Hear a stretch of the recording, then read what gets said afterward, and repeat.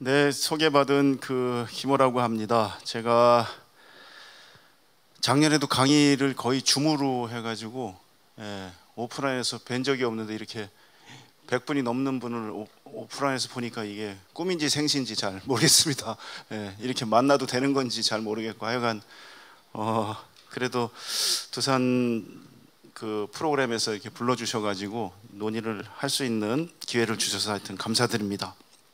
제가 오늘 드리려고 하는 말씀은 대한민국 능력주의의 뿌리라고 이렇게 거창하게 말씀드렸지만 능력주의의 뿌리라기보다는 다산 정약용 선생님께서 생각하는 공정사회라 그럴까, 공평한 것이랄까, 그런 것이 뭘까, 그런 것에 대한 그냥 저의 공부를 조금 말씀드리고 그것이 오늘날 어떤 의미를 좀 가지고 있을까, 그런 것들을 좀 이야기해보고 싶었습니다.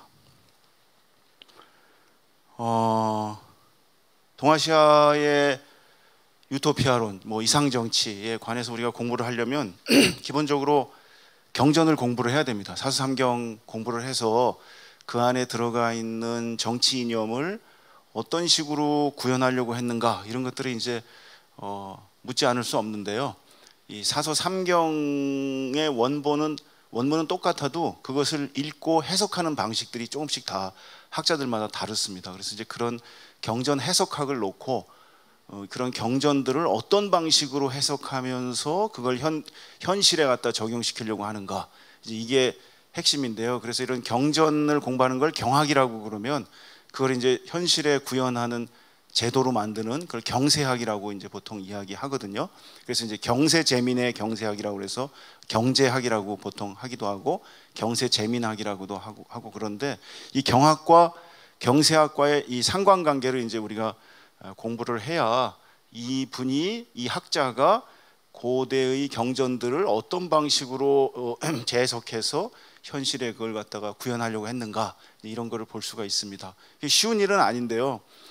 오늘은 특히 정약용 선생님의 경전 연구가 사서삼경 전반에 걸쳐서 다 엄청난 책들을 남기셨지만 뒤에도 말씀드리겠지만 정약용 선생님이 75에 돌아가셨는데 73까지 거의 이제 말년에 대해서 작업을 할 수가 없는 직전까지 이 경전을 붙들고 노력하셨거든요. 그게 이제 사서 3경 가운데 시경, 서경, 역경이라고 하는 것 중에 서경이라는 책, 이제 우리가 보통 중국 고대의 요순 정치라고 하는, 요순 시대라고 하는 찬란한 이상적인 정치 시대죠. 그때는 유토피아죠. 그 시대의 역사를 정리한 거기 때문에 서경이 곧 동아시아의 이상 정치가 어땠는가를 정리한 책이거든요.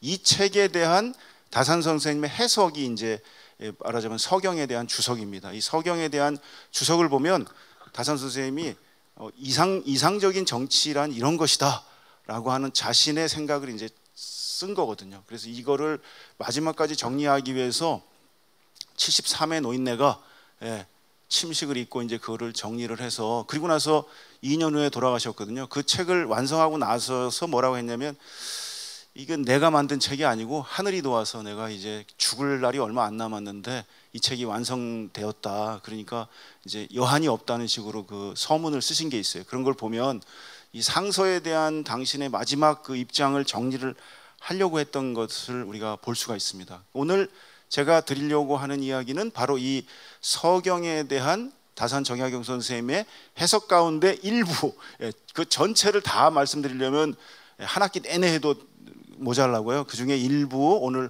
능력주의 이런 것과 관련된 그 양반의 생각을 오늘 조금 말씀을 드리려고 합니다. 그러면 다산 선생님의 상서 해석은 기왕의 해석하고는 어떻게 조금 다른가? 단도직입적으로 우리가 요순 정치라 그러면 요순 임금이 아주 덕이 훌륭하셔가지고 덕을 뿜뿜 뿜어내시는 분들이거든요. 그러니까 주변에도 그 덕에 감흥이 돼가지고 특별히 주변 사람들을 어떻게 하지 않아도 그 아주 덕스러운 모습을 보고 주변 사람들이 다 감화가 돼서 덕스러운 사람들로 가득 선한 영향력이 펼쳐져 가지고 주변 사람들이 다 덕 있는 사람으로 전환해-가지고 법 없이도 사는 사람들이 가득해지는 그런 세상.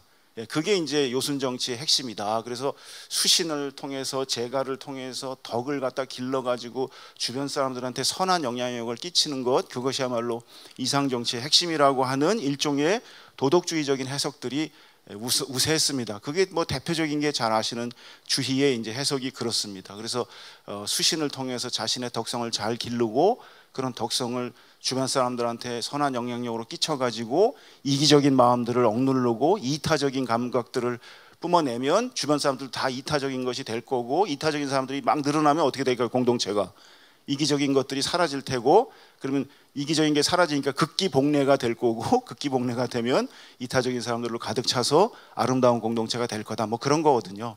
그래서 제일 중요한 건 역시 덕을 잘 닦아서 이기적인 속성들을 누르는 것, 이제 그것이 핵심인데요. 그런 기본의 기왕의 해석과 달리 이제 다산 선생님의 해석은 굉장히 어떤 능력주의적인, 업적주의적인 그런 이제 해석으로 전환하고 있다는 점에서 오늘 그런 면에서 그냥 다산 선생님이 말씀하시는 요순정치의 핵심은 덕, 그것도 중요하지만 그런 덕을 가지고 있는 것을 통해서 어떻게 업적을 만들어내고 실질적으로 그 효과적인 그런 일들을 만들어내는가 하는 것이 훨씬 더 중요하게 이제 강조가 됩니다. 그래서 왕을 포함한 지도자, 관료들도 다 포함이 되는데요. 지도자라고 하는 것은 도덕성은 기본적으로 장착이 돼 있어야 되고, 도덕성도 중요하지만 그가 이루어낸 업적, 그 업적을 중심으로 평가되어야 한다 하는 것들이 가장 중요합니다. 그래서 심지어 왕도 특별한 업적을 낼 자신이 없으면 어떻게 하면 좋을까요? 다음 아들한테 왕위를 그냥 물려줘라. 네가 자신이 없으면 그냥 물려주고, 선양이라고 그러거든요. 그런 걸. 그러니까 무혈혁명인 거죠. 혁명이라고 하는 건 혁은 정치를 바꾸는 건데 그렇게 막 피를 흘릴 수는 없으니까 선양을 하는 것이죠. 다음 사람한테, 능력이 되는 사람한테 넘겨주라고 하는 그런 의미에서 기본적으로 이런 능력을 중요시하는 감각으로 해석을 하셨다고 하는 점을 미리 말씀드립니다. 그러면 이게 다산 선생님만 이런 생각을 하신 건가? 그렇지는 않습니다. 그 조선통신사 필담록을 제가 말씀드렸는데, 이 임진왜란 이후에 한일 간에 이게 원수가 돼가지고 일본이 이제 조선에 와서 막 사람들을 엄청 도륙하고 막 엄청나게 많은 사람들이 죽었거든요. 심지어 일본군을 쫓아서 왔던 승려 한 사람이 남긴 기록을 보면 자기가 일본군 소속의 승려, 말하자면 종군 승려인 거죠. 종군 목사같이 이제 종군 승려인데, 이분이 쓴 기록에 보면 너무 조선 사람들을 많이 죽여가지고 자기가 이 광경을 보면서도 이게 말릴 수도 없는, 말하자면 일본군 편에 들어왔으니까 내가 정말 부처님한테 그 죄를 짓는 게 아닌가라고 했을 정도로 조선 사람 너무 많이 죽였습니다. 하여간 일본 사람들이 많이 죽였거든요. 그리고 나서 서로 사이가 나빠져가지고 냉랭했는데, 그래도 뭐 조선에서는 이웃 일본하고 또 잘 지내야 되니까 뭐 어쩔 수 없이 잘 지내야 됩니다. 왜냐하면 일본이 늘 군사적으로 조선을 침략할 준비를 하고 있었던 걸 알고 있었기 때문에 그런 평화를 관리하기 위해서라도 일본하고 다시 이제 교통을 하고 또 통신사를 보내가지고 이렇게 저렇게 서로 이제 상황도 보고, 뭐 그럴 때 조선에서 수백 명의 통신사들이 이제 일본 대마도를 거쳐갖고 동경까지 이제 가는데요. 그 갈 때마다 각 지역에 있는 일본의 학자들하고 서로 뭐 말은 안 통하니까 한문이라고 하는 공통의 문자는 가지고 있으니까 필담을 해갖고 한 줄 쓰고 주면은 저쪽에서도 한 줄 쓰고 주고 해가지고 서로 대화를 나누거든요. 뭐 여러 가지 대화들을 나눕니다. 그런 대화를 나누는 것 중에 뭐 재밌는 건 왜 일본 음식은 이렇게 심심하고 맛이 없냐, 뭐 이제 이러고, 일본 사람들은 조선 음식 얻어먹고 왜 이렇게 짜고 강하고 육식이 많냐, 너희들은 저 지옥에 떨어질 거다, 뭐 이런 얘기 있습니다. 일본 사람들은 이제 육식을 안 하고 채식 위주로 먹고, 불교 국가니까 채식 위주로 하는데, 조선 사람들은 고기가 없으면 또 밥이 안 넘어간다고 해서 고기 달라고 또 막 하고, 그래서 왜 고기만 먹냐, 또 뭐 이런 얘기들도 막 적고, 뭐 여러 가지 얘기들이 있습니다. 또 일본 사람들한테 선물로 이제 붓을 주면 뭐 붓 말고 칼 같은 거 우린 좋아한다, 막 칼 달라고 그런 일본 또 사람들이 있거든요. 그러면 조선에서는 칼을 잘 못 만들고 붓을 잘 만든다, 공부해거라 하면서 또 붓을 주기도 하고, 뭐 여러 가지 대화들이 있는데, 그 중에 가장 핵심적인 게 뭐냐면, 에도의 그 정치 시스템은 세습제라고 하는, 신분 세습을 한다고 하는 걸 조선 사람들이 이렇게 항상 이렇게 지적해서 말합니다. 조선은 과거제를 통해 가지고 능력 있는 사람들이 시험을 보고 합격을 해가지고 좋은 관료를 이렇게 뽑는데, 에도 일본은 그런 게 없는 것 같다. 너희들은 그냥 대대로 아버지가 귀족이면 아들도 귀족이고, 뭐 아버지가 저 풀빵 만들면 자식도 풀빵 만들고 이렇게 뭔가 세습이 되는 것 같다. 조선에서는 그렇지 않고 우리는 능력 있는 사람들을 이렇게 뽑아서 쓴다. 이제 이런 거를 일본 학자들하고 얘기할 때 화두로 많이 올립니다. 그러면 또 일본 사람들은 뭐라 그러냐면요, 너희들이 이렇게 시험을 봐가지고 사람을 뽑으니까 능력 있는 사람들이 가서 뭐 그 조정에 가서 일도 하고 관료가 되는 것 같기는 한데, 왕이 뭐 기분 나쁘게 한다거나 뭔가 국가가 위태롭다 그러면 바로 그냥 배신하고 그냥 은거해가지고 저 퇴직하거나 사직서를 올려가지고 가고, 그래서 너희들이 충성심이 없다. 우리는 아버지, 아들, 손자 막 이렇게 대대로 이 국가가 복록을 주고 뭔가 대우를 해주니까 나라를 위해서 희생을 하고 충성을 하는 그런 마음이 일본 사람들은 있는데, 조선 사람들은 그런 게 없는 것 같다 하면서 서로 뭐 한치도 지질 않습니다. 막 서로 이제 그런 걸 가지고 이렇게 얘기를 하는데, 그때도 기본적으로 이야기하는 걸 들어보면 조선에서는 과거를 통해서 어쨌든 신분을 상승시키거나 개천에서 용이 난다거나 이런 거에 대한 감각이 있습니다. 일본은 그런 거에 대한 감각이 훨씬 이 조선보다는 떨어지는 걸 알 수가 있습니다. 그렇게 해서 조선이라고 하는 나라는 다산 선생만 특별한 것이 아니라 다 아시는 것처럼 과거에 양반들이 유리한 것은 있지만 양반들만 합격하는 건 아니고, 과거는 그래도 어느 정도 공부한 사람들에게는 개천에서 용날 수 있는 기회를 제공한다고 하는 그런 일종의 능력 있는 사람을 대접하는 좋은 제도로 과거 제도를 인식하고 있고, 이게 부당하게 이제 운영이 된다거나 그러면 거기에 대한 불만을 막 쏟아내고 과거가 공정하지 못해서 문제가 있다라든가 그런 것들을 이제 많이 들어보셨을 겁니다. 조선 후기로 가면 과거제가 막 불공정해가지고 사람들이 막 씩씩대고 그런 이야기를 들어보셨을 텐데, 그게 다 뭐냐면 그래도 과거제라고 하는 건 양반제와 같은 신분제가 있음에도 불구하고 과거를 통해서 어느 정도 그런 것들이 사다리가 작동하고 있다고 하는 믿음 같은 것들이 이제 있습니다. 그래서 다산 선생님뿐만 아니라 조선시대 사람들은 이제 그런 것들에 대한 믿음이 있었는데요. 그걸 뭐 더 잘 보여주는 것 중에 하나가 이제 강진에 유배를 갔던 정약용 선생님하고 흑산도에 유배를 갔던 정약전 두 형제가 1803, 4년 전후로 해가지고 편지들을 많이 서로 보냅니다. 제자들을 시켜가지고 이제 편지를 보내는데, 이 편지가 지금 그 여의당전서 일제 시대에 만들어진 여의당전서에는 안 들어가 있고요. 규장각의 초판본, 그 규장각 이 여의당전서가 여러 번 이렇게 그 편집 작업을 거쳐갖고 나중에 이제 정리가 되는데, 이 초판본에는 들어가 있습니다. 이 편지는 지금 이렇게 프린트돼서 나온 책에는 들어있지 않은 건데, 어쨌거나 뭐 그건 중요한 건 아니고, 여기에도 보면 초창기에 3대 법이라고 하는 건 요순 시대의 이상 정치를 이렇게 논하면서 이 정약용 선생님이 뭐라고 했냐면, 이 요순 정치는 다 좋은데 봉건제, 세습제, 신분제만은 아닌 것 같다. 이건 천리가 아니다. 이게 자연의 법칙이 아니다. 할아버지와 아버지가 한번 공덕을 세워가지고 국가에 뭔가 덕을 그 어떤 일을 세운 게 있으면 불초한 자신이 그 할아버지 찬스, 아버지 찬스를 쓴다고 하는 건 말이 안 된다.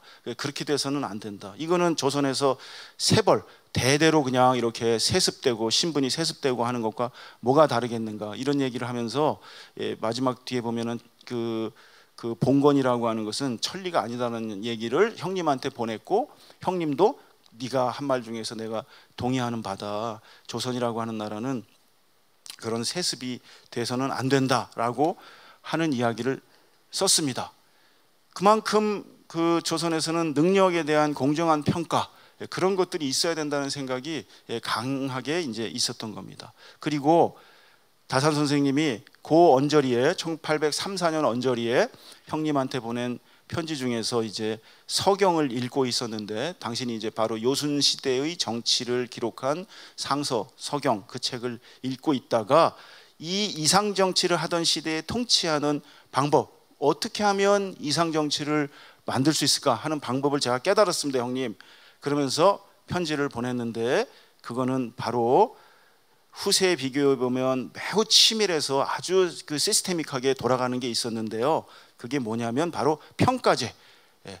이 사람이 얼마나 일을 정확하게 했는지 이런 것들을 평가하는 인사 시스템이 그 당시에 잘 돼 있었기 때문에 그 정치가 훌륭했던 것이지, 지금 사람들은 당시 막 도덕적으로 뛰어나고 순박하고 여유로워가지고 천하가 저절로 다스려졌다, 그냥 막 덕을 내뿜으니까 그 선한 영향력이 막 펼쳐져가지고 막 사람들이 다 이타적인 인간으로 변했다, 이렇게 말씀들을 하는 거는 가당치도 않은 어리석은 자의 견해입니다. 제가 파악을 해본 결과 요순 정치가 된 거는요, 형님께 말씀을 드리자면 엄청나게 그 지방관들, 관료들에 대한 이 평가 시스템이 잘 돼 있었다는 겁니다. 그러면서 요즘 세상에 8글자로 된 제목처럼 엉성한 것이 아니다. 조선시대 평가 시스템을 보면요, 예를 들면 과천사또가 있다. 그럼 과천사또에 대한 평가 시스템 누가 매기냐면 경기도 도지사가 이제 하게 되거든요. 경기도 관찰사가 하는데, 경기도 관찰사가 한 3줄 쓰는 거죠. 예? 이 사람은 그냥 게으르다, 이렇게 끝이에요. 예, 조선시대 실제로 그 평가한 걸 보면 시문은 잘 짓는 것 같으나 현실 능력이 떨어진다, 몇 줄 안 돼요. 예, 그런 정도의 그냥 단순하고 엉성한 이런 평가에 그쳐가지고는 안 된다는 거죠. 오히려 고대에서는 반드시 본인이 직접 임금님 앞에 나아가서 얼굴을 마주대하면서 자기가 과천사또가 돼가지고 이룩한 공로를 1, 2, 3, 4 하면서 다 이야기를 하고, 그거에 대해서 임금께서 직접 또 다 검토를 해가지고 네가 제대로 했는지 안 했는지 이렇게 체크하는 이런 시스템이 잘 돼 있었기 때문에 꾸밀래야 꾸밀 수가 없고, 거짓말을 할래야 거짓말을 할 수가 없고, 이런 거에 의해서 능력 있는 사람은 계속 관료로 쓰지만 능력이 없으면 바로 도태가 되는 이런 시스템을 구축했기 때문에 요순시대의 그 이상정치가 된 거지, 덕성을 길러가지고 선한 영향력으로 저절로 됐다, 이렇게 얘기하는 건 너무 나이브한 생각 같습니다, 형님. 이렇게 이제 보낸 겁니다, 편지를. 예. 그러면서 뭐라고 했냐면, 아까 말씀드린 것처럼 이 상서라고 하는 고대의 이상정치가 무엇인가를 밝혀야 하겠다 하는 것을 다산 선생님이 마지막 이제 생각해야 될 일이라고 생각하시고, 1834년 남양주로 이제 유배에서 풀려나가지고 해배가 돼가지고 남양주로 오셔가지고 이 작업들을 하시는데요. 이 원래 상서에 대한 정약용 선생님의 연구는 유배 초기부터 시작을 했으니까 횟수로 따지면 수십 년에 걸쳐서 작업을 한 셈입니다. 그리고 이제 마지막에 와서 정리를 했는데, 자신이 직접 자료를 초록하고 직접 편집을 도맡아서 매우 독창적인 의견을 갖다가 집어넣었다. 이 책은 정말 내가 죽기 전에 완성을 해서 너무 다행이라고 생각한다 라고 하면서 발문을 썼는데, 여기에 이제 말하자면 이상정치를 하기 위한 그 평가 시스템, 그거를 어떻게 잘 굴릴 것인가, 그게 바로 최고 권력자, 지도자의 덕목이라고 이야기를 하는 겁니다. 그래서 지도자는 2가지 덕목이 있어야 되는데요, 하나는 지인입니다. 사람을 잘 알아봐야 됩니다. 저 사람이 능력이 있는지 또는 거짓을 말하는 것인지 이런 걸 잘 알아보는 능력이 있어야 되고요, 바로 이 능력이 있는 사람을 적재적소에 갖다 배치를 시키면 그 사람을 어떻게 하나요? 능력을 제대로 발휘하는지 계속 그 평가 시스템을 돌려가지고 확인하잖아요. 그럼 이 사람은 어떻게 하나요? 계속 관료로 살아남기 위해서 계속 열심히 일을 할 거고, 계속 평가받을 거고, 계속 평가받으면서 제대로 또 평가를 받으면 또 승진을 하겠죠. 이렇게 해서 계속 일을 하게 되면 그 효과가 다 결국은 백성들을 편안하게 하고 잘 살게 하는 효과를 이룩하게 될 것이다. 그러니까 지인이 우선인 거죠. 지인을 해서 제대로 된 관료를 뽑아서 제대로 된 자리에만 맡기면, 그리고 이 사람에 대한 평가 시스템을 계속 철저하게 하면 그 효과는 저절로 안민이 돼가지고 백성들이 잘 살게 되는 그런 일이 벌어질 거다. 그래서 대학이라고 하는 책은, 그 당시에 대학이라고 하는 책은 보통 사람들의 책, 이 주자 선생님께서 이 대학을 해석하기를 뭐라고 해석하냐면, 수신제가 치국평천하는 보통 사람들의 공부라고 얘기하셨어요. 보통 사람들이 자신의 덕성을 닦아서 가족을 잘 꾸리고 동네에서 또 모범을 보이고 또 관료로 나아가서 치국평천하의 공로를 세울 수 있으면 좋겠다고 해서 이걸 보통 사람들의 이제 교과서로 만드셨는데, 정약용 선생님은 주희 선생님께서 이걸 보통 사람들의 교과서로 잘못 오해하신 거다. 대학은 보통 사람들의 교과서라기보다는 지도자가 될 사람들의 교과서다. 평천하라고 하는 것은 보통 사람들이 꿈꾸는 게 아니라 이 세상을 갖다가 잘 다스려 가지고 사람들을 편안하게 살게 만들 사람들을 위한 거니까, 왕이 될 사람들이라든지 관료가 될 사람들이라든지 이런 사람들이 공부하면 되는 책이다라고 해서 조금 다르게 해석을 하는데, 그 얘기는 주희와 조금 다른 대학에 대한 다른 관점을 가지고 있다고 하는 얘기를 제가 드린 것이고, 이 대학이라고 하는 책의 핵심은 결국 뭐냐?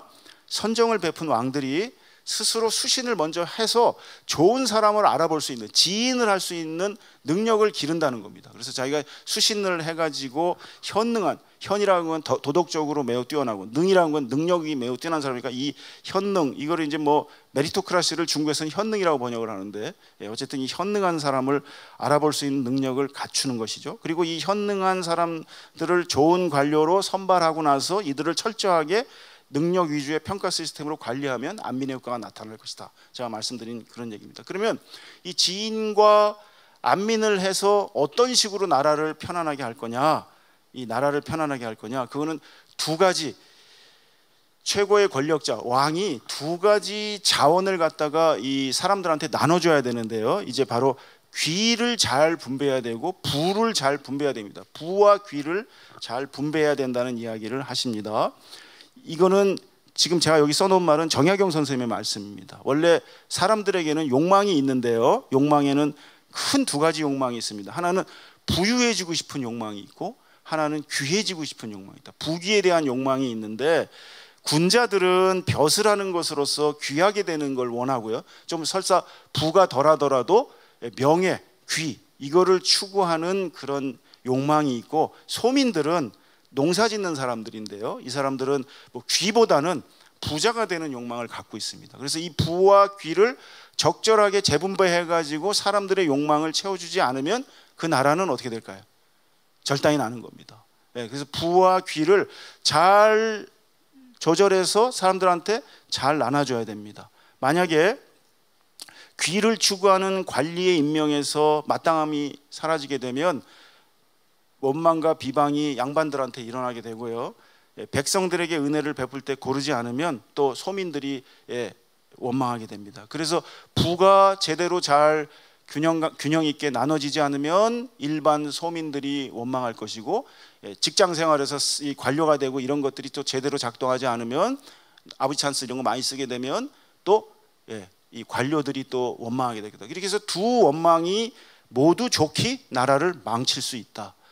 국가의 치란과 흥망성쇠가 결국은 다 이 부와 귀를 어떻게 잘 재분배할 것인가, 여기에 달려 있다고 하는 것을 내가 역사를 통해서 확인했다는 것이 이 상서를 관통하는 정신입니다. 그래서 성인의 정치라고 하는 건 별게 아니다.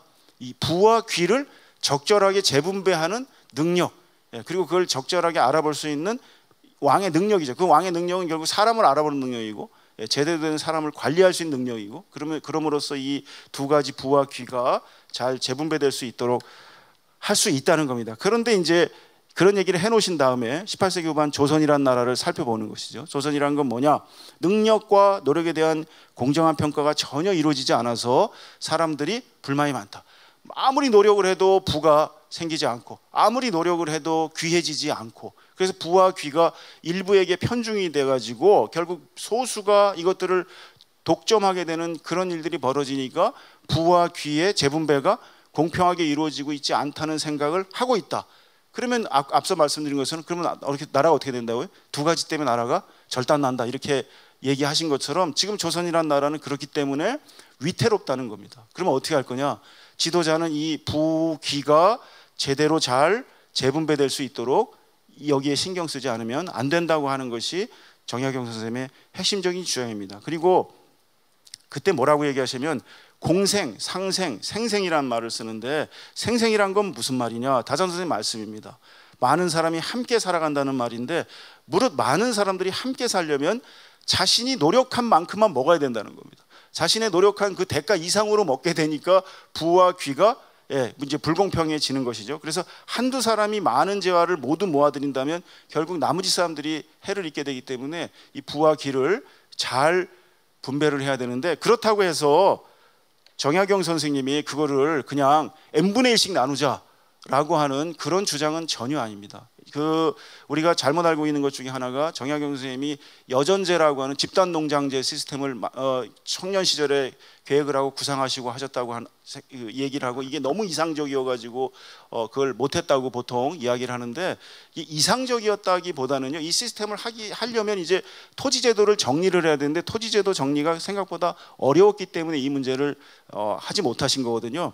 정약용 선생님의 주장은 뭐냐면요, 예를 들면 토지에 여러 사람들이 집단 농장 시스템을 구축한다고 하더라도 몫을 분배받는 방식은 완전히 자신의 노력과 능력만큼만 받아가도록 되어 있습니다. 이거는 초기 젊은 시절부터 노년에 이르기까지 능력에 따라서 이 분배를 받는 것에 대해서 다산 선생님의 생각은 아주 일관됩니다. 예를 들면 여전제라고 하는, 여장이라는 건 뭐 10가구면 10가구, 20가구면 20가구를 하나의 단위로 묶은 걸 여라고 하는데, 그 여장이라는 건 이제 뭐냐면 동장님 같은 것이죠. 그 동에 그런 분들은 반드시 노동한 일수를 장부에 기록해 가지고 그 장부의 노동 일수만큼 그 결과물을 주는 거죠. 노력을 많이 한 사람은 곡식을 많이 가져가고, 노력하지 않은 사람은 적게 얻어가고, 이렇게 해서 다 결국은 노력한 만큼 가져가게 하게 된다면 많은 사람들이 자기 노력한 만큼 가져가기 때문에 더 많이 가져가기 위해서는 더 많은 노력을 하게 될 거고, 그러면 저절로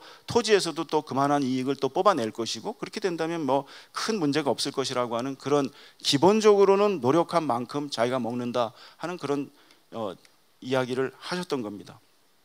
그런데 조선에서는 말씀드린 이제 부와 귀의 분배가 공평하지 못하다는 말씀을 드렸잖아요. 이제 그러면 어떻게 하면 부의 공평한 분배를 이룰 수 있고 귀의 공평한 분배를 이룰 수 있을까? 이 두 가지를 갖다가 이제 정리하면은 되는 거예요. 그 두 가지가 잘 정리되면 조선은 좀 불공평한 세상으로부터 조금 더 공평한 세상으로 갈 수 있을 거라고 이제 얘기하신 거죠. 그러면 어떻게 하면 부를 분배를 조금 더 공평하게 할 거냐?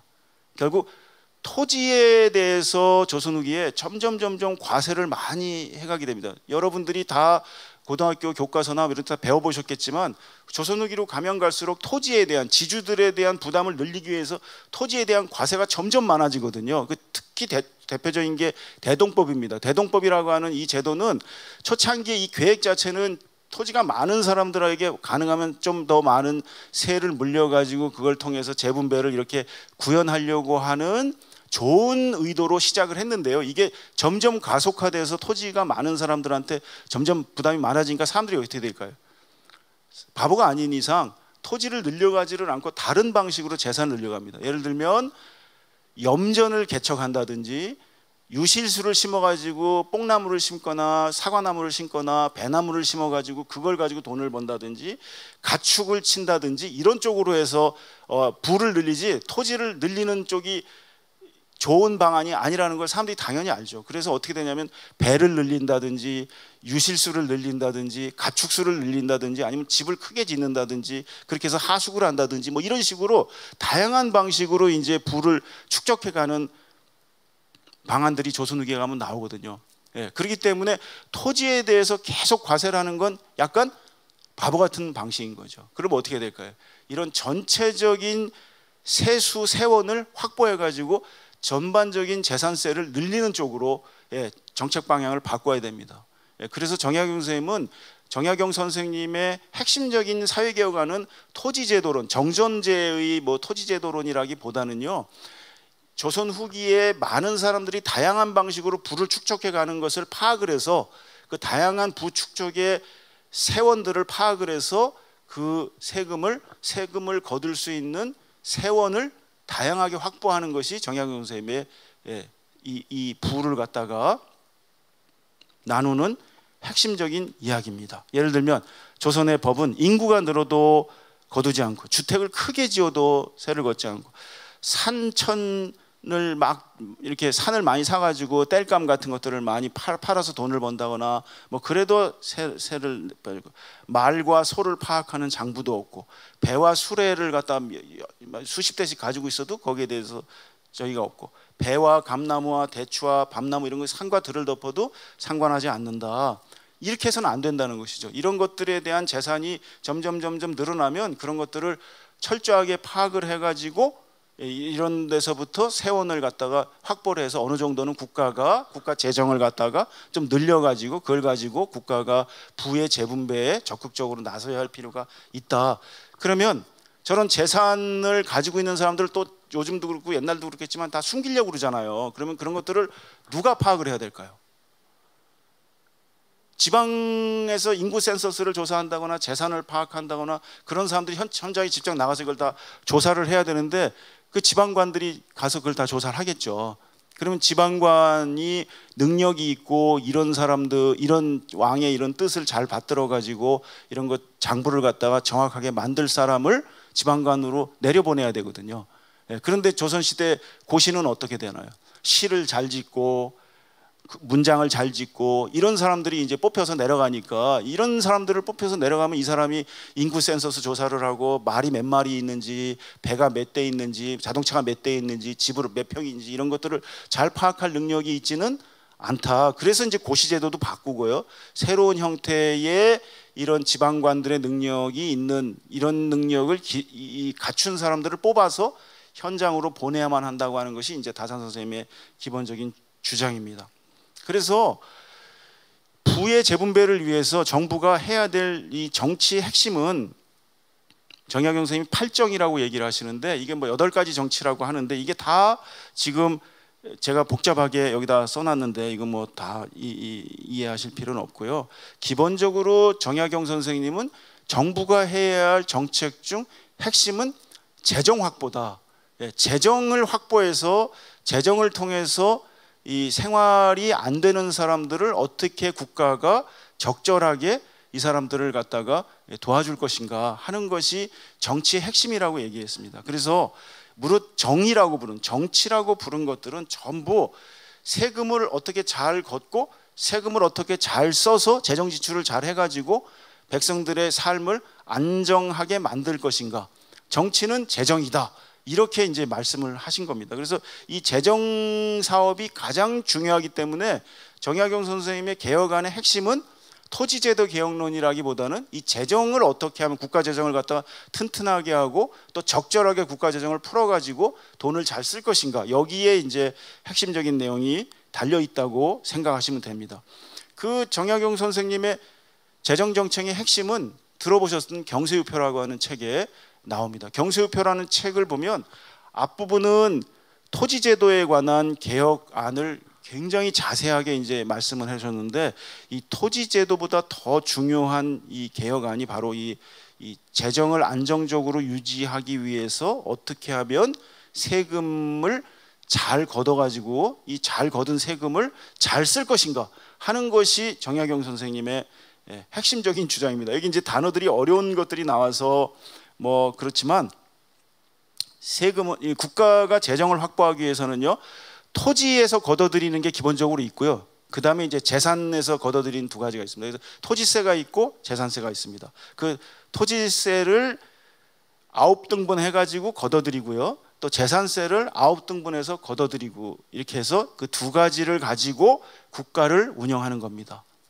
그런데 고대 요순 정치의 핵심인 이 토지에서 9등분으로 나눠가지고 세금을 걷는 이 제도하고 재산을 또 9등분으로 잘 나눠가지고 걷어들이는 이 요순 정치의 핵심 중에서 지금 토지에 관해서 9등분으로 나눠갖고 잘 걷어들이는 이 정전에 관한 논의는 그나마 요순 시대의 전적들이 사라지지 않고 어느 정도 전달이 돼가지고 토지의 제도에, 토지에서 세를 걷는 것들은 지금 우리가 좀 이해할 수가 있는데, 재산 전체를 어떻게 하면은 잘 파악을 해가지고 거둘 것인가는 이 내용이 제대로 전달이 안 돼가지고 지금 우리가 요순 정치를 회복하려고 해도 어디 참고할 만한 참고서가 없다.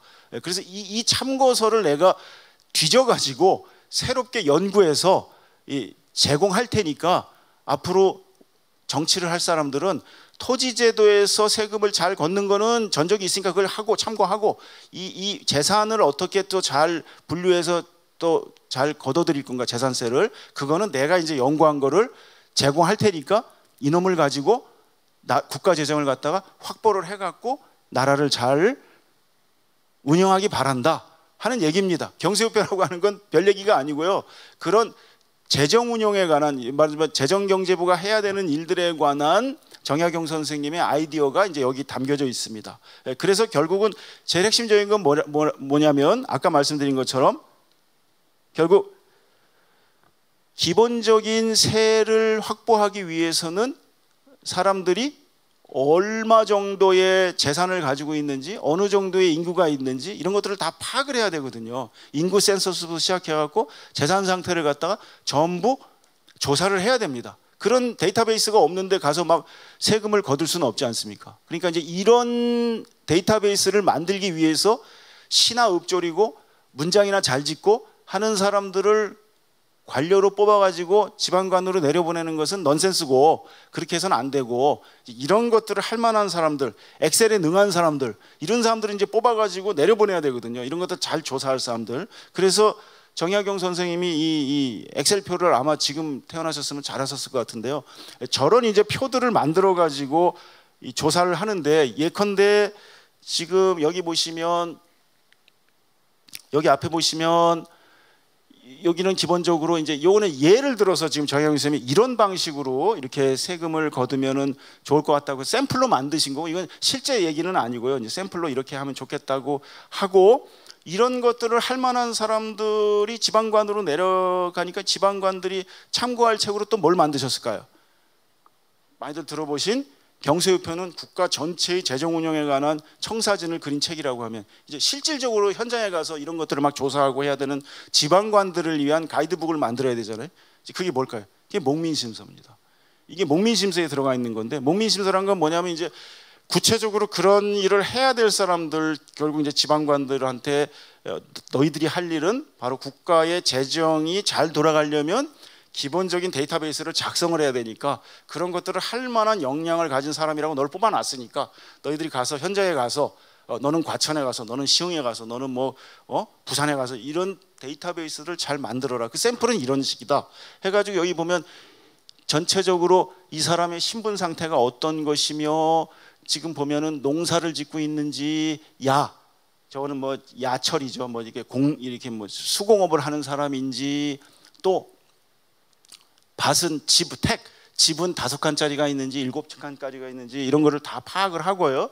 전은 100원이 있는지 300원이 있는지 이런 것도 다 확인하고요. 토지, 열흘을 갈아야 되는 10일을 갈아야 되는 사이즈의 토지인지 3일만 갈아도 되는 토지인지 이런 것들을 다 파악을 하고요. 또 노비는 몇 명, 저쪽 맨 끝에 보면 노라고 있잖아요. 노비는 몇 명이 있는지, 또 비는 몇 명이 있는지 이렇게 다 적었잖아요. 그리고 저쪽에 종은 뭘까요? 리는 배나무란 뜻이거든요. 배나무는 20그루가 있는지, 사과나무가 50그루가 있는지, 밤나무가 100그루가 있는지 이런 것들을 전부 다 조사를 합니다. 또 소가 1마리 있는지 말이 2마리 있는지 이런 거를 다 조사를 하도록 하고, 심지어는 배가 한 척이 있는지, 여긴 중 사이즈 배 한 척이 있는 집이라든지 이런 것들을 다 조사를 하고, 심지어 저 끝에 저거는 솥단지가 몇 개 있는지, 밥솥이 몇 개 있는지 저런 것까지 다 조사를 해서 전체적으로 이 사람이 어느 정도 규모의 재산을 가지고 있는 사람인지 이걸 다 포괄해서 세금을 걷어들이는 그런 데이터베이스를 만드는 겁니다.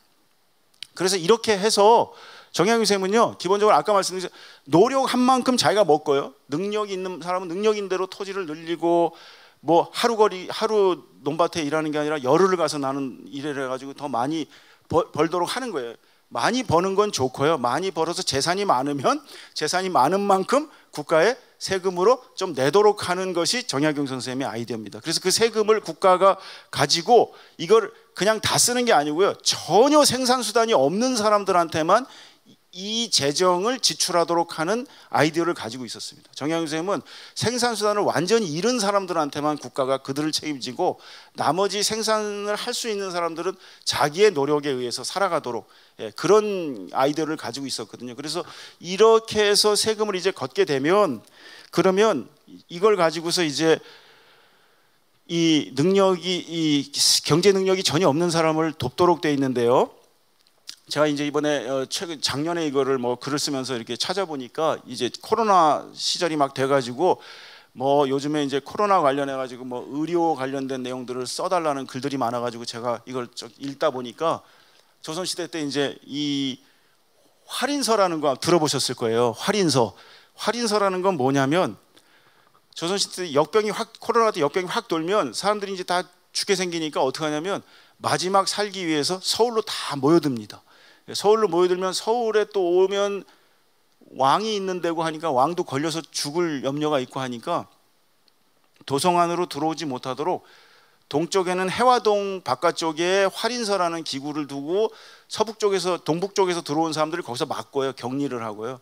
남쪽에는 지금 여기 보시는 것처럼 여기 보시는 것처럼 여기 숭례문 남대문이거든요. 남대문 바깥에 용산 뭐 지금 이쪽 그 서울역이 바깥쪽이죠. 이쪽에다가 또 서활인서를 만들어 가지고 그쪽으로 또 몰려 들어온 사람을 거기서 격리를 합니다. 그래서 이게 격리를 해 가지고 그저 서울로 못 들어오게 하고 그래서 거기서 그냥 막 이제 죽 같은 거 써서 죽고 뭐 주고 그러면 거기서 그거 얻어먹어서 막 연명하다가 지방으로 돌아가기도 하고 거기서 죽기도 하고 뭐 대부분은 여기서 걸려 오히려 병이 더 도져가지고 죽기도 하고 그래서 활인서가 사인서라는 차라리 사람을 살리는 등내 저 기구가 아니고 사람을 오히려 죽게 하는 기구라는 그런 오명까지 있었는데 이 활인서를 정약용 선생님이 육보서라는 이름으로 이제 개편하는 안을 만들게 됩니다. 이 활인서를 육보서로 개편하는 안을 만드는데 이제 그때 이 육보라고 하는 거 6가지 종류의 인간들은 국가가 보호한다는 뜻입니다. 그 전에는 그 지역에서 이런 뭐 난민이 생기거나 재난이 생겨가지고 문제가 생기면 지역 공동체가 그런 사람들을 다 서포트하도록 이렇게 돼 있었거든요. 지역 공동체가 지역에서 서로 돕도록 하는 것, 그게 지방에서 환난상효라고 서로 돕고 덕업상권하고 하는 그런 얘기를 들어보셨을 거고, 그게 바로 향약이라고 하는 지방이 지방을 스스로 자기의 힘으로 이렇게 이제 서로 돕는 그런 시스템을 구축을 해놓은 것이라면, 지방에서 그렇게 하는 것도 필요하지만 완전히 그 생활수단을 잃은 사람은 어떻게 한다고요? 국가가 재정을 확보해가지고 이 사람들을 철저하게 국가가 관리해야 된다는 쪽으로 이제 가게 됩니다. 그래서 6가지 종류가 나오는데 환과 고독이라고 하는 전통적인 4가지 범주가 있습니다. 이거는 홀로 살아가는 남자, 홀로 살아가는 여자, 그 다음에 부모가 없는 고아, 자기를 돌볼 자식이 없는 노인, 이런 사람들은 기본적인 생활 능력이 없습니다. 가족으로부터 보호를 받을 수 있는 여력이 없는 사람, 이 사람들은 국가가 전적으로 복지를 다 책임지도록 하는 겁니다. 그래서 6종류의 이런 생활수단을 잃은 사람들에 대해서 국가가 보호한다는 의미에서 육보라는 이런 제도를 만든 건데, 이게 다 이제 국가 재정이 튼튼해지면 정부가 이런 사람들을 다 책임지도록 하는 겁니다. 그 다음에 5번째 관질이라고 하는 것은 태어날 때 선천적으로 몸이 아프게 태어난 사람들, 뭐 다리를 전다든지 보이질 않는다든지 이런 사람들은 실질적으로 경제생활을 할 여력이 없기 때문에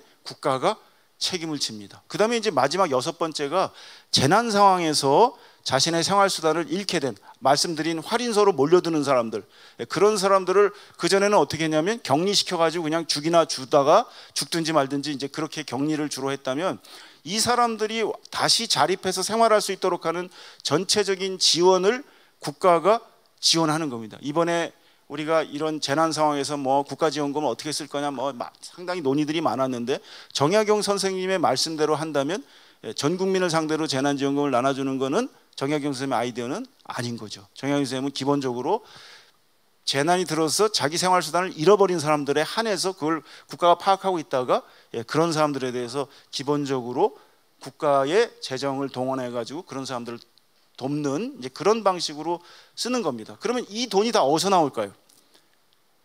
이 돈이 국가가 여러 종류의 세금들을 걷어서 이 재정을 충당해야 되는데, 아까 말씀드린 거는 토지에서만 이거를 확보해 갖고는 이 재정을 충당할 수가 없다. 그래서 이 재난지원금을 주기 위해서, 이 재난지원금 주기 위해서 정약용 선생님이 벌금형 제도를 확대합니다. 범죄를 저질렀는데 벌금을 내고 그 유배를 가는 대신에 뭐 벌금을 낸다든지, 매를 맞는 대신에 벌금을 낸다든지, 이렇게 해서 벌금을 내 가지고 이 뭐 신체적으로 고통을 받는 것을 면하려고 하는 사람이 있는 그거를 갖다 늘리고요. 그 벌금을 걷어 가지고 여기 있는 재난지원금을 쓸 수 있도록 하는 뭐 그런 하여튼 안들을 내놓는데, 이런 것들이 다 뭐냐면 말씀드린 것처럼 국가는 기본적으로 이 부를 재정을 통해서 잘 걷어들이고요. 그런 걸 통해서 이걸 다시 그런 생활 능력이 없는 사람들에게 어떻게 하면 잘 다시 분배할 것인가, 이거를 잘 하지 않으면 국가의 운명이 달려있게 된다 하는 이야기를 한 것이고, 그중에 제가 한 가지 육보서라고 하는 제도를 어떻게 운영해 가지고 그렇게 자기 생활 능력이 없는 사람들을 어떻게 보호할 것인가에 대한 아이디어까지도 이제 다 여기서 이렇게 제안을 하고 계신 겁니다. 그런데 자기 능력이 있는 사람은요, 그건 그냥 자기가 알아서 살아야 됩니다. 가족이 서로 돕고. 그렇게 해서 정약용 선생님은 최소의 생활 단위를 가족으로 봤습니다. 가족이 있는 사람들은 가족 울타리 안에서 어쨌든 살아남아야 되고요, 가족이 완전히 무너져 가지고 돌보는 사람이 전혀 없이 홀로 된 사람들은 국가가 이제 그것들을 책임을 진다. 그래서 가족이 제일 핵심이기 때문에 가족을 유지하려면 어떻게 될까요? 부모는 자식을 사랑해야 되고요, 버리지 않아야 되고요, 자식은 부모를 또 효도를 해야 되고요, 또 형제 자매들끼리는 또 서로 돌봐야 됩니다. 그래서 정약용 선생님은 효라고 하는 것만 강조하지 않고요, 자애, 위에서 아래로의 사랑, 그게 가족을 유지하는 굉장히 중요한 거거든요. 그래서 항상 정약용 선생님은 쌍방간의 상호 의무가 있다고 한 거예요. 자식들이 부모를 잘 돌보는 것만큼이나 부모 역시 자식을 잘 돌보는 또 하향식 사랑이 있어야 되고요, 또 형제 자매들끼리는 수평적으로 서로 또 돌보는 그런 관계가 돼서, 그렇게 해서 가족 공동체가 안정이 되면 정부는 그런 가족에 대해서는 이제 덜 신경을 쓰고 완전히 가족이 해체돼서 떨어져 나온 사람들에 대해서만 집중적으로 이 사람들을 케어하겠다. 이게 이제 정약용 선생님의 생각입니다. 그래서 정약용 선생님이 삼강 오륜 중에서 제일로 강조했던 것이 세 가지 덕목인데요, 효, 제, 자라는 거예요. 효는 밑에서 위로 사랑하는 것, 제는 형제 자매들 간에 수평적으로 서로 돌봐주는 것, 그 다음에 효제, 자애죠. 자애, 부모가 자식들을 사랑하는 것. 그래서 이것들이 유지가 되면 최소한의 패밀리, 가족을 유지할 거고, 그렇게 되면 사회가 어느 정도는 유지될 것이라고 하는 그런 아이디어가 이제 정약용 선생님이 가지고 있었습니다. 자, 그 다음에 귀를 어떻게 재분배할 것인가 하는 겁니다. 귀는 정약용 선생님께서 뭐라고 주장하냐면, 저 바닷가 모퉁이까지 수많은 백성과 이 인재들이 있는데 그 누가 임금의 신하가 아니겠는가. 어질고 준수한 인재를 널리 찾아서 등용해야 되고, 결국 그러지 못하고 오직 귀족들, 벌열 가문들, 이런 사람들만 결국 뽑게 되면 나라가 이제 위태로워질 거다 하는 겁니다. 그리고 조선에도 그렇게 능력 있는 사람들을 주로 뽑았던 시절이 있다. 아, 옛날이요 하면서 항상 조선 초가 훌륭했다고 이야기를 합니다. 그건 사실은 아닌데요, 늘 그렇잖아요. 옛날이 좋았다 이렇게 말할 때 그냥 옛날, 조선 초에는 그랬다. 근데 뭐 그런 적은 없었습니다. 조선 시대 때 늘 그 귀족들이 늘 했는데, 그럼에도 불구하고 이제 레토릭이죠. 그 과거에 그런 적이 있었다고 하면서 결국은 지금 그렇게 하지 않으면 안 된다라고 하면서 18세기 후반에 현실을 보면 관직에 오른 사람들은 오직 서울 사람들 뿐이고, 이들이 서로 자기들끼리 돌보면서 관직을 전부 독점하니까 제주도에 사는 사람들, 함경도에 사는 사람들, 평안도에 사는 사람들 다 슬퍼서, 능력 있는 사람들이 다 슬퍼서 울면서 울분에 가득 차 있다. 이런 사람들이 많아지면 어떻게 된다고요? 이제 나라가 위태로워진다. 아까 말씀드린 것처럼. 그렇게 해서 정조는 결국 그런 것들을 해결하기 위해서 뭘 하냐면, 결국 비능록이라고, 비능과라고 하는 새로운 이제 뭐라고 할까요?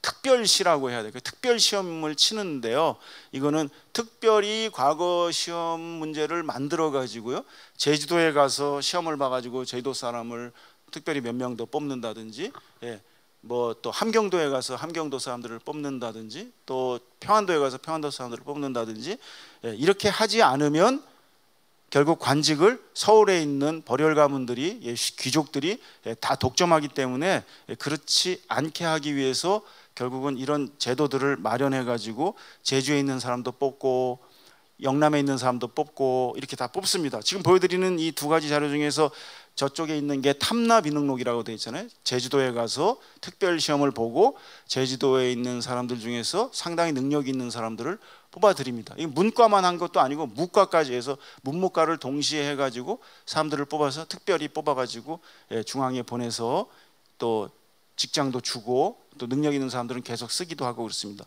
저 옆에 있는 거는 영남 지방에 가서 또 한 거예요. 저런 것들을 해가지고 결국은 재능 있고 일 잘하는 사람들한테 관직을 줘야 되고, 능력이 있는데도 불구하고 쓰이지 못하면 원통해 할 거고, 또 일을 열심히 했는데도 보상이 없으면 또 원통해 할 거고. 그러니까 기본적으로 사람들한테는 보상이 뒤따라야 된다.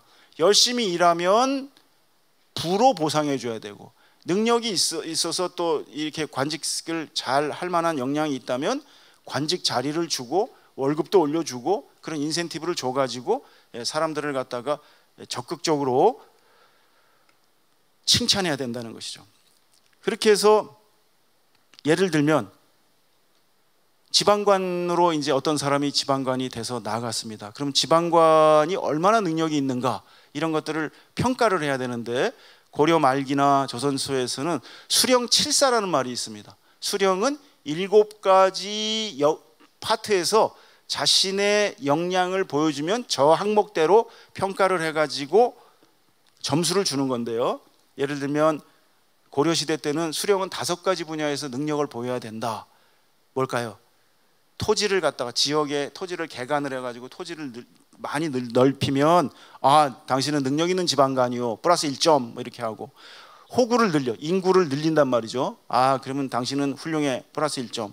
또 부역과 세금을 골고루 이렇게 거두 그러면 또 훌륭해 점수 주고, 송사를 간편하게 한다는 건 뭐냐면 수많은 민사소송, 형사소송을 잘 처리해서 공정하게 해서 원통한 게 없다면 당신은 일을 잘했어 이렇게 이제 평가를 하고, 또 도둑놈이 일어나지 않게 해서 잘 경찰 업무를 잘하면 또 점수를 주고 해서 이 5가지 파트를 잘한 것에 따라서 점수를 매겨가지고 승진도 시키고 쫓아내기도 하고 이렇게 했는데, 이게 조선시대로 들어오면 7가지로 늘어납니다. 그래서 이제 농상을 진흥시키고 인구를 늘리고 학교가 들어갑니다. 조선시대 때는 학교가 굉장히 중요한 제도가 되는데, 왜냐하면 도둑놈을 때려잡는 것보다는 도둑질을 하지 말라고 가르치는 게 근본적이기 때문에 학교를 만들어 가지고 이제 교육을 통해 가지고 지역을 안정시키는 그 일이 중요하거든요. 그래서 학교를 얼마나 잘 닦았는가, 또 군정을 얼마나 잘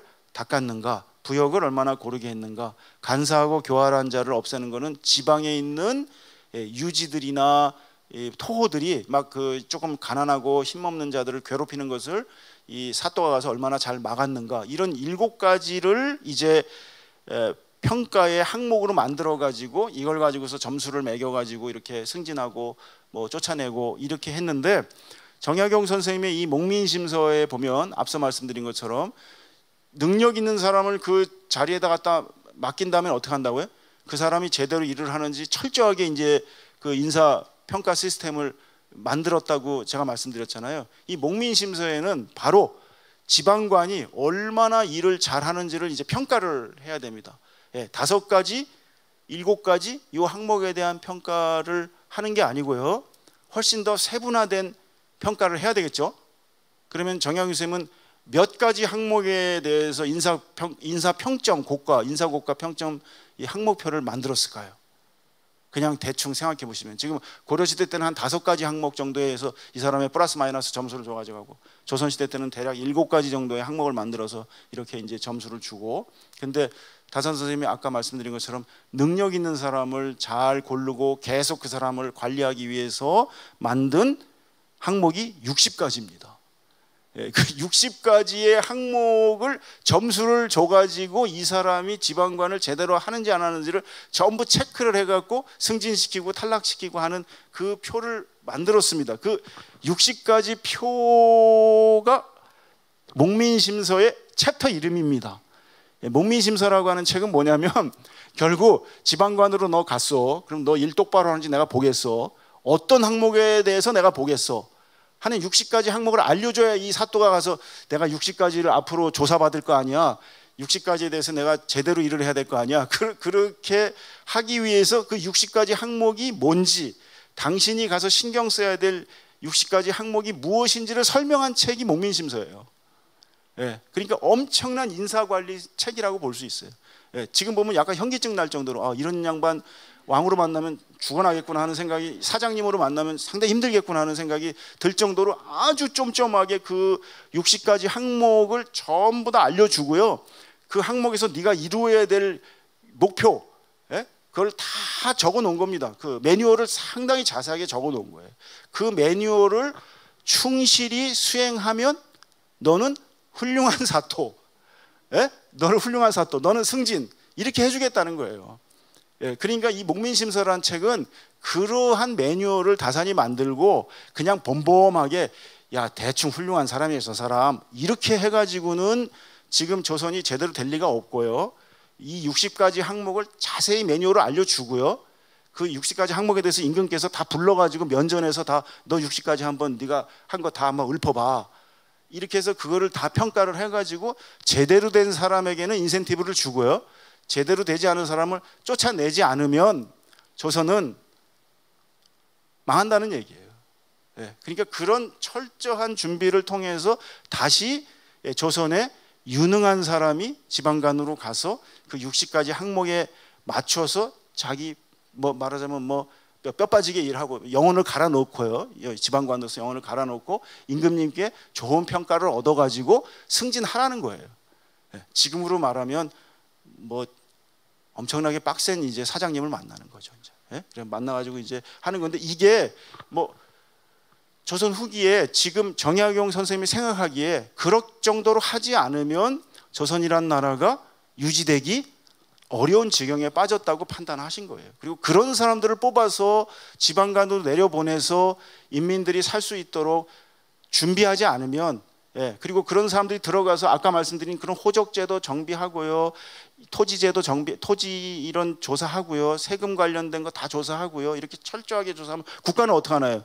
그런 데이터베이스를 기초로 또 재정을 운영할 수가 있잖아요. 그럼 또 세금을 걷고 그걸 잘 써가지고 백성들이 잘 살 수 있게 복지를 강화하고요. 뭐 이렇게 해서 나라가 몇 년간 돌아가면, 그러면 조선은 어떻게 다시 부활할 수 있을 것이다. 그러니까 철저한 사람들, 철저하게 좋은 사람들을 뽑고 철저하게 그 사람들을 관리해가지고 조선을 돌려야 되는 것이죠. 그러면 임금님은 어떻게 될까요? 임금님은 그 사람 하나하나를 다 뭐 잘하는지 말하는지 감시를 해야 되거든요. 너무 바쁘잖아요.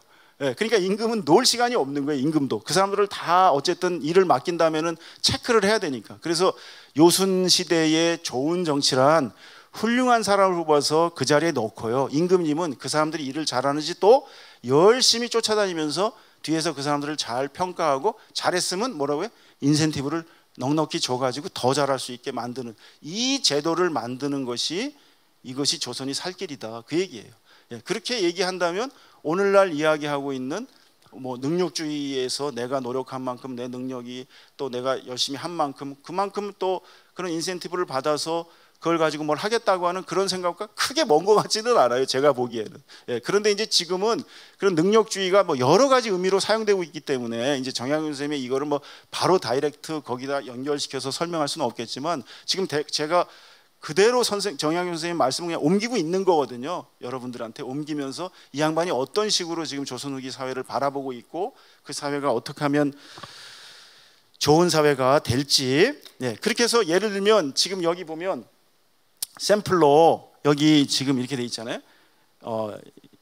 율기, 봉공, 애민 뭐 이렇게 항목이 있는데 핵심은 2호의 병형공 6가지 파트에 10가지 업무들이 다 적혀져 있습니다. 목민심서 제가 그걸 여기 너무 길어가지고 잘 쓰지는 않았는데 2호의 병형공이라고 하는 요 파트에 10가지 항목을 얼마나 잘 성취했는가, 그 성과표, 그거를 작성하도록 되어 있는데, 예를 들면 호전 동쪽 두 면에 있는 누락된 토지를 조사를 해가지고 장부를 작성하고요, 또 새로 신기전, 새로 경작을 해가지고 만든 개간한 밭을 또 10결 20부를 장부에 적어가지고 국가재정을 튼튼하게 할 수 있는 기초조사를 잘한 사람, 뭐 이런 식으로 아주 구체적으로 이렇게 적도록 돼 있는 겁니다. 또 형전, 고을백성 박모가 살인을 하고 뇌물을 써서 사건이 은폐되어 해를 넘겼는데 이 사또가 아주 그걸 적발해가지고 그 원통함을 풀어줬으니 플러스 1점 뭐 이렇게 해갖고 이런 것도 다 자세하게 적도록 되어 있습니다.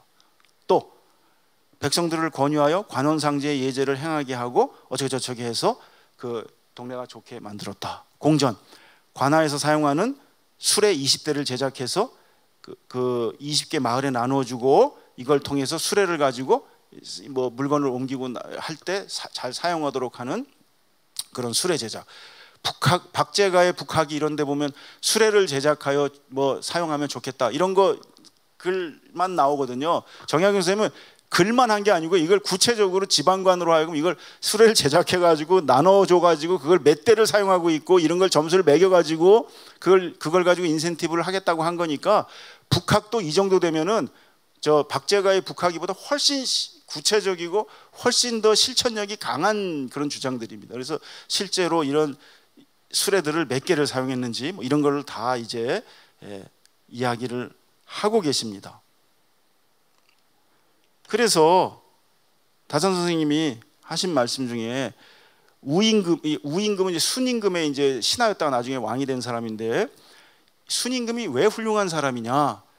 그 서경이라고 하는 책에는 바로 우라고 하는 사람, 우는 그 중국의 땅이 막 그 범람이 돼가지고 막 그 저 홍수가 들고 해서 막 토지가 엉망이 되고 토지 경계가 엉망이 돼서 사람들이 이게 내 땅인지 남의 땅인지 또는 막 이 황무지가 되고 이런 것들을 치수 사업, 막 댐도 만들고 뭐 거의 길도 똑바로 내고 해가지고 그런 거를 해서 큰 공을 세운 사람으로 잘 알려져 있는 사람입니다.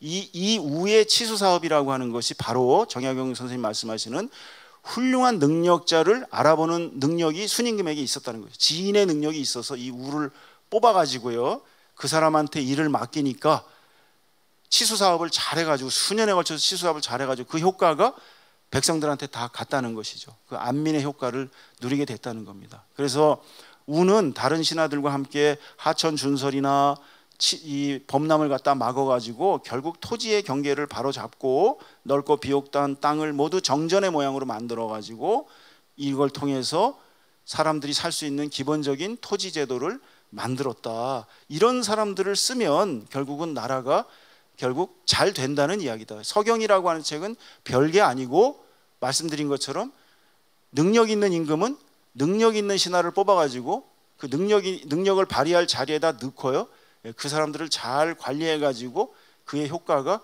백성들이 잘 살 수 있도록 하는 데 있다.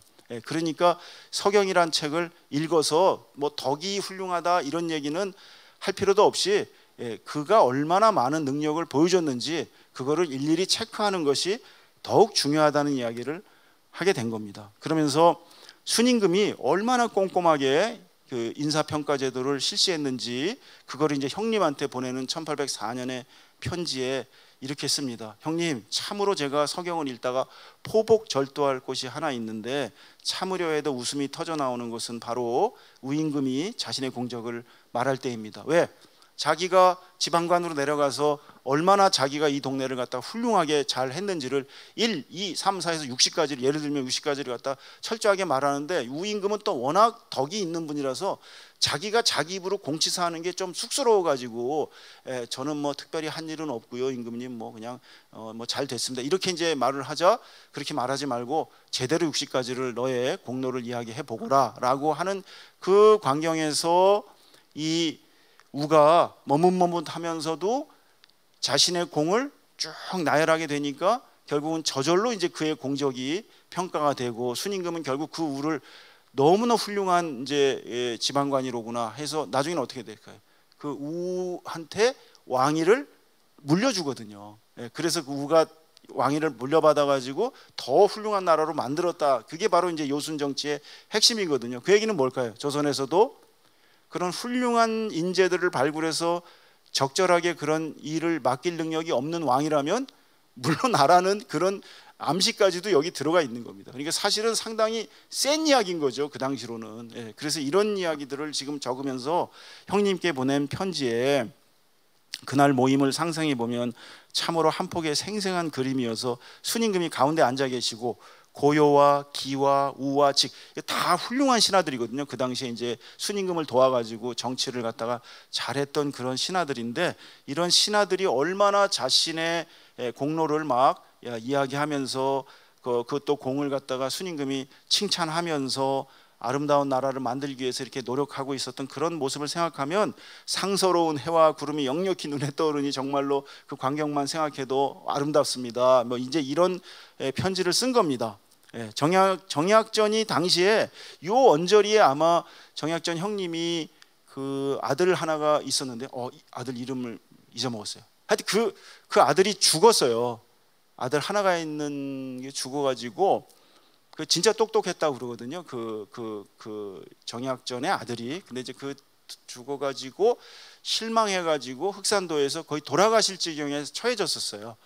그래서 이제 정약용 선생님이 특히 더 편지를 많이 보내가지고 이렇게 즐겁게 형님을 즐겁게 이렇게 재밌는 편지도 많이 보내고 힘을 북돋는 편지도 많이 보내고 자기 공부를 이렇게 막 계속 이렇게 물어보면서 이런 식으로 좀 형님 뭐 힘내세요 이런 이제 편지도 많이 보내고 그랬던 구절 중에 하나입니다. 이게 제가 공부하다가 이런 대목을 깨쳤는데요, 형님 뭐 힘내십시오 이런 편지 중에 하나인데 여기도 지금 보면 뭐 포복절도할 곳이 있는 이것도 약간 형님의 이제 그런 것들을 감안해서 쓴 편지고 당시에 정약용 선생님이 남양주에 있는 그 아들 학연인가 학윤가 하여튼 그 아들을 불러가지고 강진으로 불러가지고요 명을 합니다. 그 큰아버지가 지금 너무 상심하니까 흑산도에 들어가가지고 흑산도에 떠돌고 있는 개를 한 마리 잡아가지고 개를 갖다 삶아가지고 너희 큰아버지 대접해드리고 에너지를 이렇게 다시 기운을 차리시는 걸 보고 다시 강진으로 오거라. 그렇게 해가지고 이제 그 아들이 큰아버지를 이제 그 방문해가지고 흑산도에 가서 개를 잡아가지고 그거를 삶아가지고 큰아버지 접대하고 드시게 하고 그다음에 또 이왕 간 거니까 또 큰아버지한테 또 사서삼경 공부도 한 열흘 하고요. 그래서 세미나 하고 그리고 돌아와서 그 정약용 선생님한테 큰아버지 이제 에너지 조금 다시 기운 차리셨습니다. 그러니까 이제 좀 아버지가 덜 걱정하셔도 되겠습니다. 그리고 큰아버지하고 제가 노노 세미나를 했는데 아버지가 하신 말씀이랑 똑같네요. 그렇게 이제 얘기하니까 우리 형제가 생각이 똑같느니라 그런 얘기를 한 적이 있거든요. 뭐 이때 이제 그 언저리가 요 두 형제가 그런 얘기를 막 하고 그때 정약용 선생님이 남양주에 있는 가족들을 전부 강진으로 전부 이사를 시켜갖고 아예 그냥 강진에서 살 생각을 막 하시기도 하고 그랬던 이제 언저리에 주로 참고하셨던 이제 책이 그때 자기가 신경을 많이 썼던 책이 아까 말씀드린 그 상서라는 책. 요순 시대의 정치를 어떻게 하면 다시 조선에 회복시켜갖고 조선의 이 어려운 나라를 갖다가 다시 회복할 것이냐 이거를 고민하고 있었던 그런 찰나입니다. 하여튼 뭐 그 형제의 이야기를 생각하면 한편으로는 막 짠하기도 하고 또 막 그 형제가 얼마나 또 편지 글을 보면 막 살갑기도 하고 부럽기도 하고요. 너무 살가워가지고 저 형제는 그렇지는 않기 때문에 그래서 막 부럽기도 하고 또 형님이 돌아가시니까 또 막 슬퍼하기도 하고 그런 게 보이면서도요. 또 다른 한편으로는 정약용 선생님은 늘 조선 후기 사회가 어떻게 하면 다시 회복돼서 정상국가로 다시 좀 더 이렇게 회복할 수 있을까? 그거는 바로 부와 귀를 국가가 잘 관리를 하는 이거에 달렸다는 이야기를 계속 하신 겁니다. 그래서 다사는 자신의 상서의 한 파트에 뭐라고 쓰냐면 일한 만큼 상응하는 뭐 인센티브를 줘야 비로소 잘하라고 그를 다그칠 수가 있다. 뭘 주지도 않으면서 일만 하라고 하는 것은 할 수가 없다.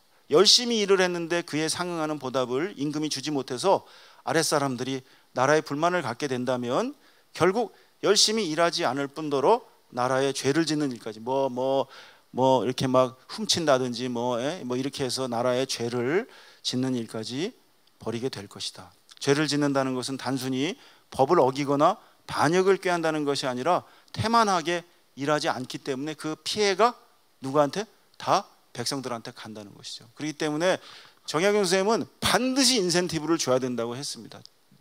충분히 능력을 발휘하는 사람에게는 충분히 그에 상응하는 노력의 대가를 지불하지 않으면 그 조직이 무너질 수밖에 없다. 그런 이야기를 하셨거든요. 그래서 이렇게 나라를 위해서 열심히 일하려는 생각을 갖지 않는 이들, 자신의 능력에 따라서 뭘 충분히 받지 않아가지고 나 열심히 일 안 할 거야 하는 그런 동기를 상실한 사람들에게 계속 그런 사람들을 불러다가 일을 시키고 녹봉을 준다면 왕은 나라를 잘못 경영한다는 비판을 면키 어려울 것이다. 이 얘기를 보면 결국은 다산 선생님은 능력 있는 사람을 뽑고 그의 능력이 발휘되면 국가는 항상 그 능력에 따라서 노력한 만큼 거기에 대한 인센티브를 제공해 줘서 그 사람이 더욱더 잘할 수 있도록 격려하지 않으면 안 된다.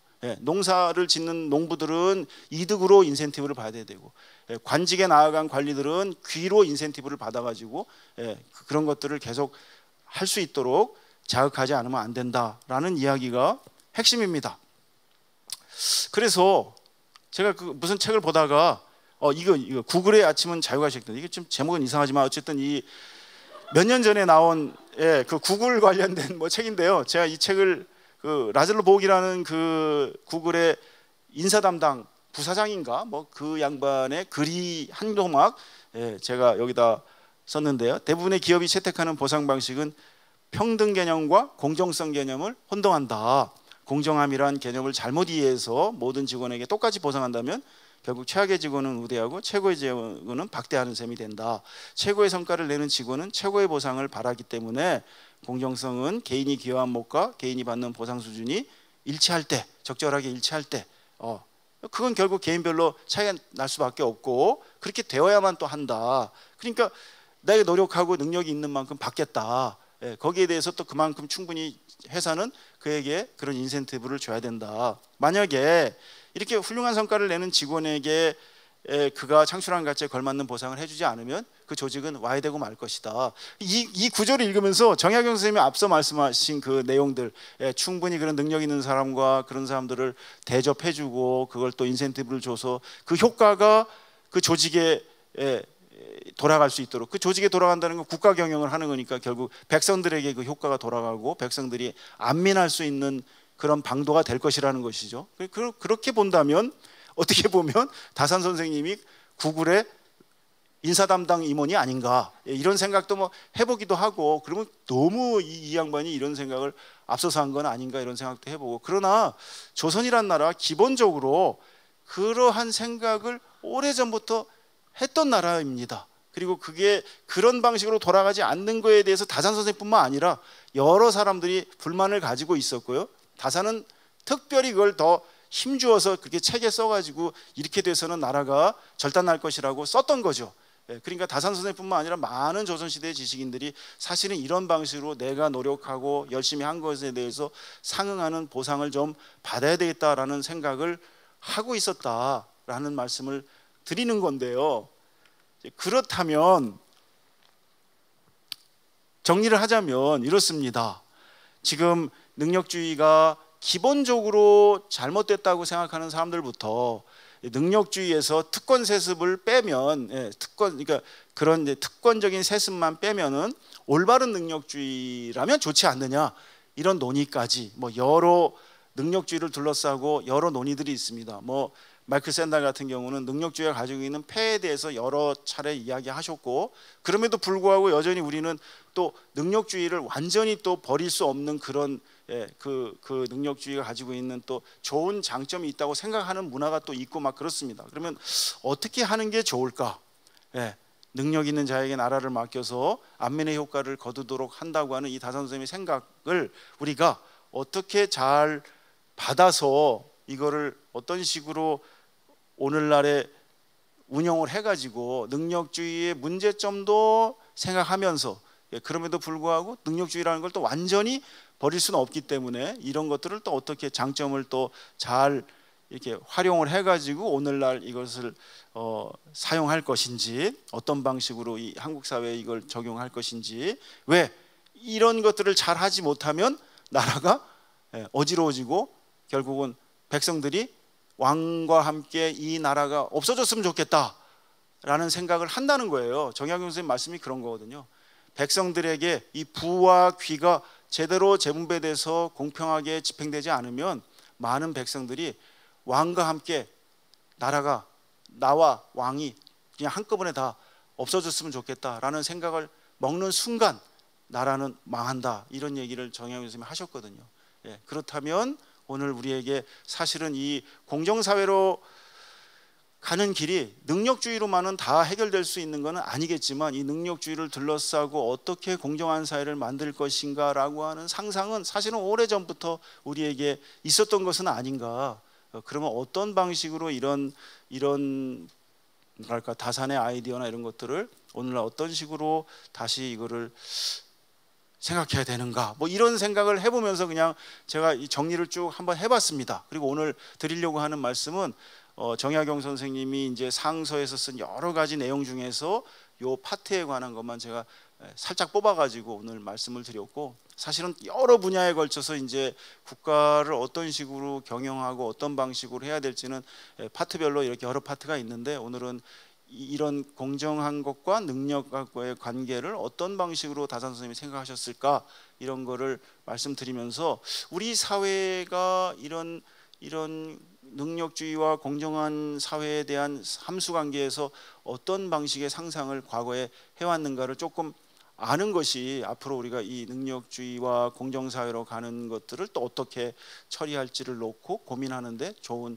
레퍼런스가 되지 않을까, 이런 생각을 해서 오늘 강의를 준비해 봤고, 강의는 대체로 그냥 이런 정도 그냥 말씀을 드리면 될 것 같습니다. 네.